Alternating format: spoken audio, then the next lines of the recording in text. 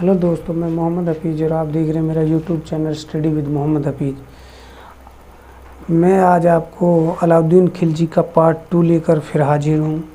देखिए, तो यहाँ हम इसके बाज़ार व्यवस्था के बारे में पढ़ेंगे, क्योंकि जो पिछला पोर्शन है वो मैं पूरा करा चुका हूँ।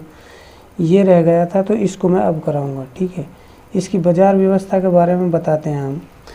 तो अलाउद्दीन खिलजी दिल्ली का ऐसा पहला सुल्तान था जिसने राजनीति के रूप में वित्तीय मामलों को नियमित किया। 1303 में चित्तौड़ विजय के पश्चात अलाउद्दीन ने बाजार व्यवस्था लागू की थी। ठीक है, कब की थी? 1303 में चित्तौड़ विजय के बाद बाजार व्यवस्था लागू की थी। अब इसके स्रोत कौन कौन से देखिए। बरनी की तारीख फिरोजशाही, इब्न बतूता इसामी और शेख नसीरुद्दीन की जो सूफी रचना है खयारुल मजलिस, इसमें क्या कहा गया है कि जो अलाउद्दीन ने ये नीति बनाई थी, आर्थिक नीति, ये जनता को सुख पहुंचाने के लिए बनाई थी। जबकि अमीर खुसरो जो हैं वो इसकी प्रशंसा खजाइनुल फुतूह में और तारीख़ अलाई में करते हैं। किसकी? अलाउद्दीन खिलजी की बाजार व्यवस्था का वर्णन, यानी जो अलाउद्दीन खिलजी की बाजार व्यवस्था थी। बर्नी क्या कहते हैं कि हिंदू व्यापारियों को दंड देने के लिए इन्होंने ये बनाई थी, जबकि अमीर खुसरो कहते हैं कि आम जनता को राहत पहुंचाने के उद्देश्य से इन्होंने ये नीति बनाई थी। ठीक है, अगर बाजार की बात करें तो दिल्ली के बदायूं द्वार के भीतर एक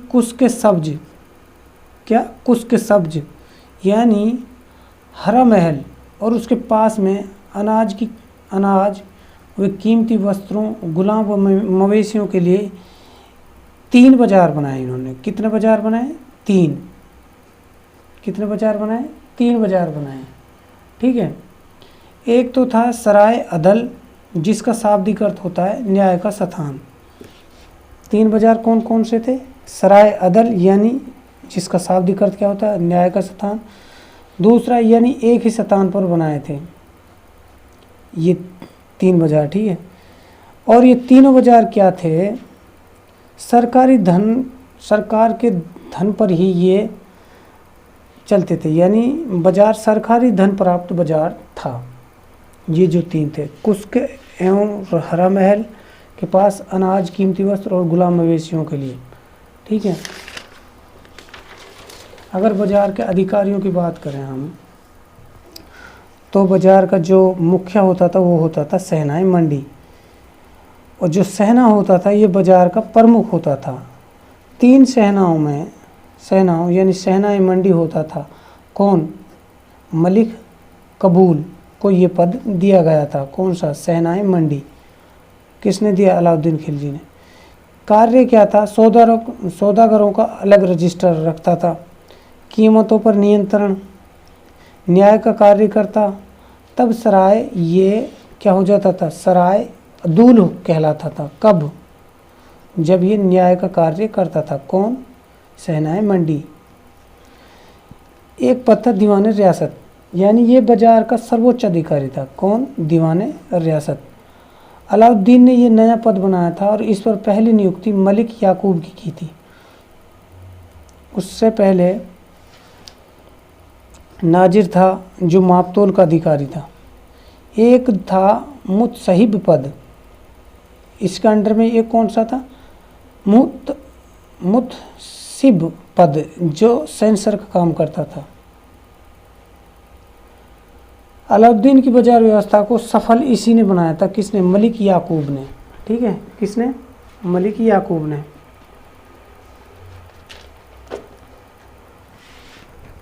कार्य क्या थे इसके? व्यापार वर्ग पर नियंत्रण। सहनाई मंडी जो था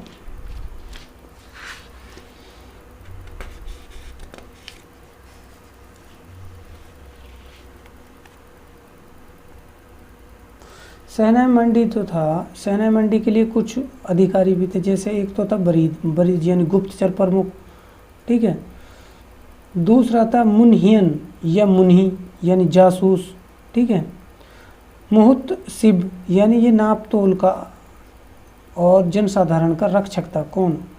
मुतसिब। ठीक है। परना नवीस, ये परमिट जारी करता था ये अधिकारी। ठीक है। खुजे दिल्ली, किरपास, सूती वस्त्र, ये दोनों वस्त्र इसकी इजाज़त के बिना नहीं बिक सकते थे। और ये तीनों कौन कौन से वस्त्र, कैसे वस्त्र थे? रेशमी वस्त्र थे। खुजे दिल्ली, किरपास और सूती वस्त्र। ठीक है। जो बाजार व्यवस्था थी ये बराबर सिद्धांत पर आधारित थी। किस पर आधारित थी? बराबर सिद्धांत पर। बर्नी ने जो कीमत बताई है, गेहूं की 7.5 जीतल मन, चना और चावल की 5 जीतल मन, ठीक है, जौ की 4 जीतल मन। बढ़िया घोड़ा था उसकी 100 या 120 टंका।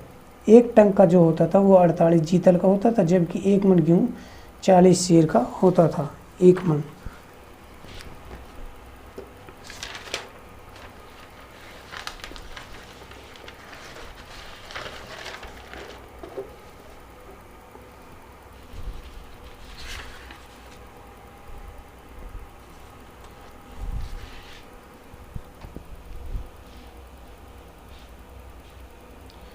बढ़िया घोड़े सिर्फ राज्य को बेचे जाएंगे। क्या किया था अलाउद्दीन ने? ये ऑर्डर निकाल दिया था कि जो बढ़िया घोड़े हैं वो सिर्फ राज्य को बेचे जाएं। जो ये दलाल थे ये क्या करते थे?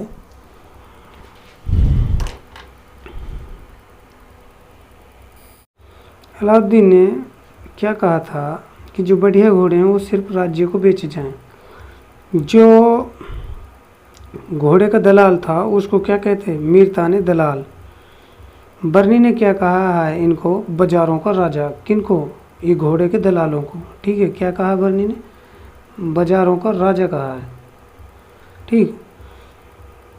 समुद्र रास्ते दरिया घोड़े आते थे और मध्य एशिया से दाला दस्ती। ठीक है।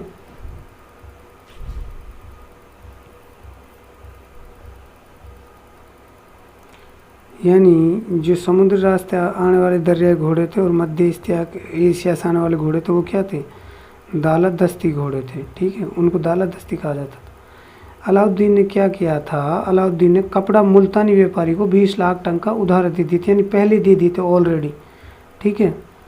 और जो हिंदू व्यापारी थे वो 10% कर देते थे, जबकि मुसलमान सिर्फ 5% कर देते थे। जो दूसरा नियम था वो क्या था? मलिक कबूल उलूग खानी को गल्ला मंडी बनाया गया था। क्या बनाया गया था? गल्ला मंडी बनाया। तीसरा नियम गोदामों में गल्ला एकत्रित करना था। क्या था? गोदामों में गल्ला इकट्ठा करना। चौथा गल्ला परिवहन यानी मलिक कबूल के नियंत्रण में था। किसके कबूल में था? मलिक कबूल के नियंत्रण में था। वहीं छठा था गल्ला नगद दिलवाएं। कैसे दिलवाएं? नगद। सातवां प्रतिदिन गल्ला मंडी रिपोर्ट 3 कर्मचारियों सहनाए मंडी बरीद मुहीन से प्राप्त करता था। कौन? अलाउद्दीन खिलजी।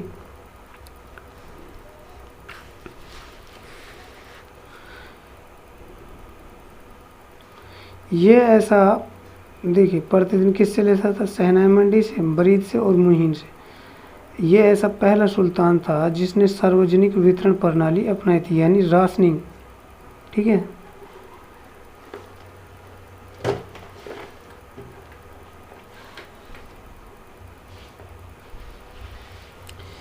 इब्न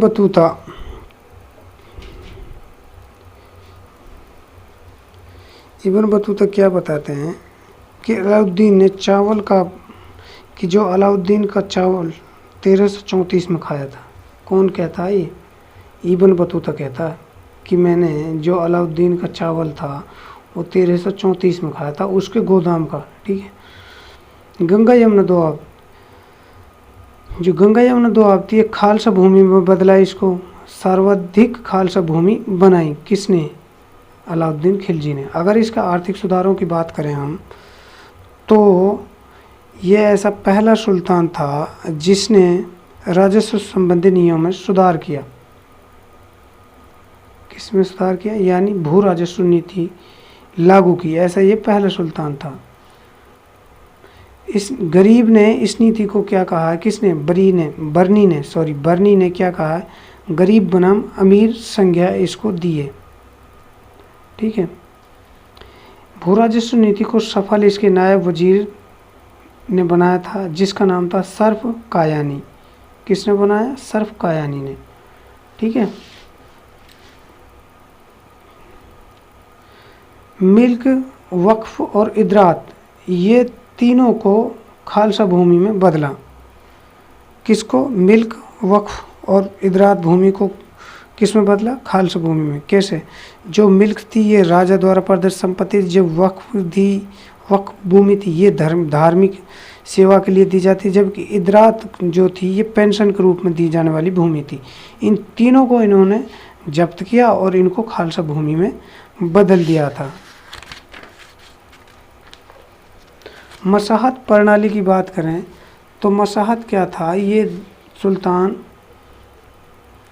यानी मसाहत एक भूमि पैमाइश की प्रणाली थी और ऐसा करने वाला अलाउद्दीन पहला सुल्तान था।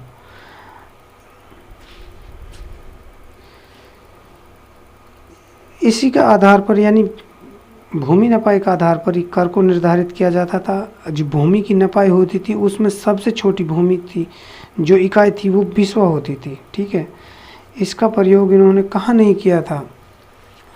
अवध, गुजरात, सिंध, मालवा और राजपूताना में इस भूमि का इन्होंने प्रयोग नहीं किया था। किसने? अलाउद्दीन खिलजी ने। कर जो था वो नगद था, भूमि की वास्तविक आय का था। लेकिन अपवाद है इसमें कौन? रणथंभौर और झैन। यहाँ से इन्होंने आधा भाग ही अनाज लिया था,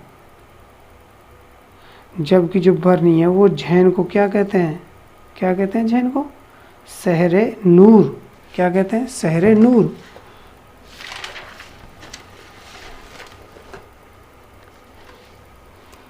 अलाउद्दीन खिलजी ने सर्वप्रथम चरी, करी और घरी कर लगाए थे। खत और बालाहार दोनों पर कर लगाया था। मवेशियों की संख्या निश्चित की थी। जमींदार के लिए क्या शब्द का इस्तेमाल किया? बर्नी ने जमींदार के लिए खूत शब्द का इस्तेमाल किया है, जबकि खुसरो शब्द का प्रयोग भी इसके लिए किया गया है। मुकदम, चौधरी, देशपांडे, देशमुख और तालुकदार जमींदारों को कहा जाता था। क्या कहा जाता था? जो खुसरो ने जमींदार शब्द का प्रयोग किया है। ठीक है। बर्नी ने जमींदार को क्या कहा है? खूत।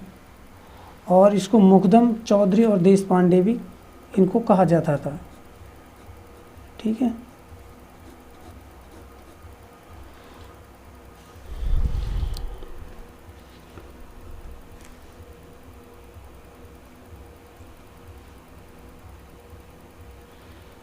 किस्मत खूती और हुकूक खूती जो इन जमींदारों के विशेष अधिकार थे, इनको भी इन्होंने हटा दिया था।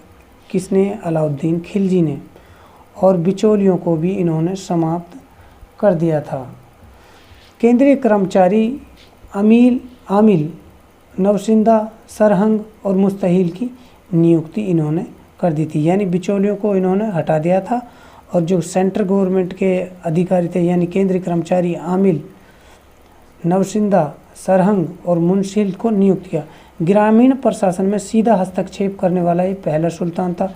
पटवारियों की बहियों का ये निरीक्षण करता था।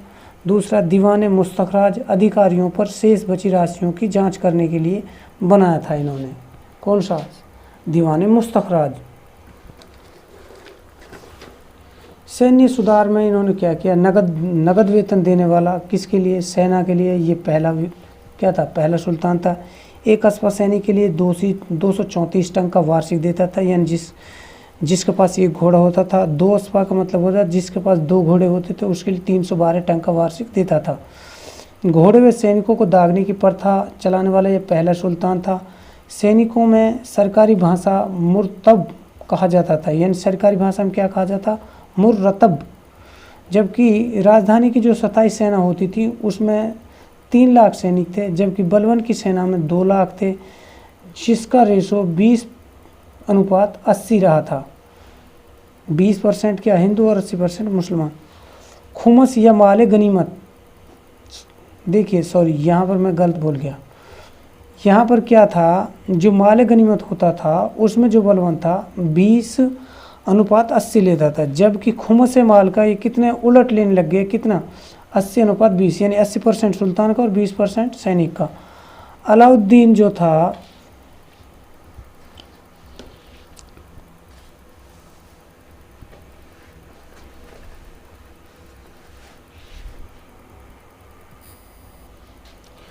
अलाउद्दीन दरबार में काली छतरी और काले झंडे का प्रयोग करता था। खिलाफत को इन्होंने कभी नहीं माना, ठीक है। अलाउल मुल्क को इन्होंने दिल्ली का कोतवाल बनाया था, जबकि बयाना के काजी मुकीसुद्दीन से ये अक्सर बातचीत करता रहता था। इन्होंने मुकीसुद्दीन को जीवन दान का वचन दिया था। आउल मुल्क ने योजनाएं त्याग दी थी, किसकी? जब आउल मुल्क ने इसको समझाया था, अलाउद्दीन ने क्या कहा था कि एक दुनिया विजय की इन्होंने विचार बनाया था, यानी मैं दुनिया को विजय करूंगा। यानी जिस प्रकार मोहम्मद के 4 दोस्त थे, खलीफा थे उसके साथ, इसी तरह मेरे भी 4 दोस्त हैं। लेकिन आउल मुल्क ने इसको समझाया, तो उसके कहने पर अलाउद्दीन ने विश्व विजेता बनने की जो योजना थी वो इन्होंने त्याग दी थी। ये फ्रांस के लुई 14वें की तरह कहते थे कि मैं ही राज्य हूँ। कौन? अलाउद्दीन खिलजी ऐसे कहता था, ठीक है। इसने कुछ अन्य कार्य भी किए। देखिए, इन्होंने वेश्यावृत्ति पर रोक लगाई थी, ठीक है, ये भी इसके अन्य इम्पोर्टेंट काम है। औरंगजेब अकबर के द्वारा क्या शैतानपुरी कहा है, किसको? वेश्याओं के शहर को, ठीक है। इन्होंने वेश्यावृत्ति रोकी, औरंगजेब ने भी रोकी, ठीक है। अकबर ने दिल्ली के अंदर जो वेश्याओं का शहर था उसको क्या कहा था? शैतानपुरी। इन्होंने वर्ताकार अलाई किला बनवाया, जिसे कुस्के सीरी कहा जाता है, जिसके अंदर 7 क्या हैं? द्वार हैं। मार्शल ने इसको सुंदरनग कहा है, किसका? सल्तनत काल का। गुलामों की संख्या जो इसके पास थी वो थी 50,000, ठीक है। केंद्रीय सेना में 70,000 कारीगर थे। घुड़सवार इसके पास 4,75,000 थे। अमीर खुसरो और हसन देहलवी ने जैसे बर्नी ने 46 साहित्यकारों को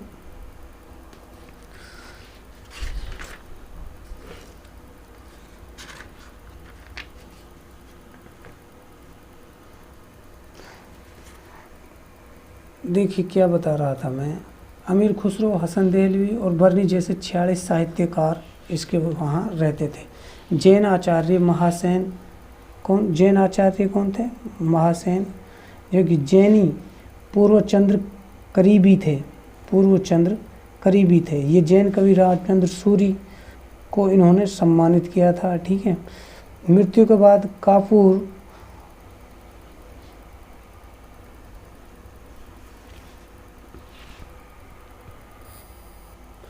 मालिक काफूर ने क्या किया? जो मालिक काफूर ये था, इसने ये दक्षिण से लौटा था, इसको दिल्ली से बुलाया गया था, तो इसने दिल्ली बुलाया गया था इसको दक्षिण से।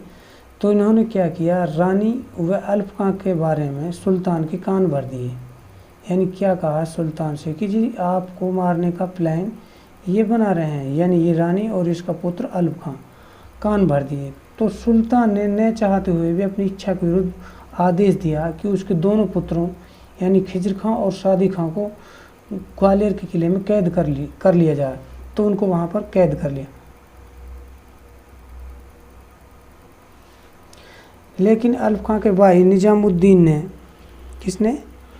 निजामुद्दीन ने काफूर को मार दिया। किसको मार दिया? अल्प खां के भाई, यानी अल्प खां के भाई निजामुद्दीन को काफूर ने मार दिया। यानी अल्प खां खुद और उसका भाई था निजामुद्दीन, उन दोनों को मालिक काफूर ने तड़पा कर मार दिया, ठीक है।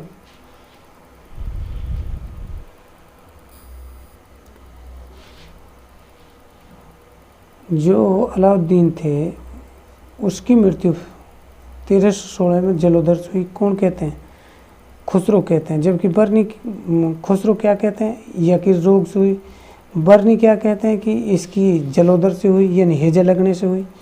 इमाम कहते हैं कि इन्होंने ज़्यादा दारू पी ली थी इसलिए इनकी मृत्यु हुई।